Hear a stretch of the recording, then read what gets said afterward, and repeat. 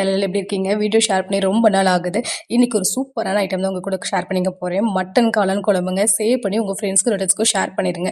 Cooker சூடானோனே தேவையான அளவு oil விட்டுக்கோங்க. இது கூடவே கல்பாசி, கிராம்பு, ஸ்டார் முக்கு, பிரியாணி லீஃப் இதெல்லாம் ஆட் பண்ணிக்க போறோம். 1/4 டீஸ்பூன் சோம்பு, ஜீரகம் ஆட் பண்ணிட்டு கருவேப்பிலை ஆட் பண்ணிக்கோங்க. 2 கைப்பிடி பெரிய வெங்காயம் ஸ்லைஸாக கட் பண்ணி அதையும் ஆட் பண்ணிக்கோங்க.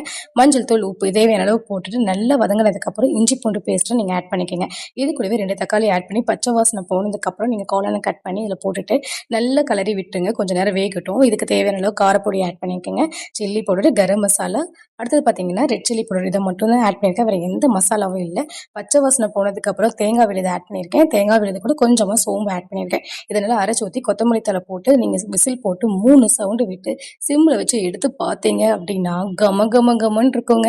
கறி குழம்பு வச்சியாமா அப்படின்னு சொல்லி கிச்சனுக்கே எல்லாரும் ஓடி வந்துருவாங்க. அவ்வளோ சூப்பராக இருக்கும். இது டிஃபன் ஐட்டம், சாப்பாடு எல்லாத்துக்கும் செமையாக இருக்கும். ட்ரை பண்ணி பாருங்கள்.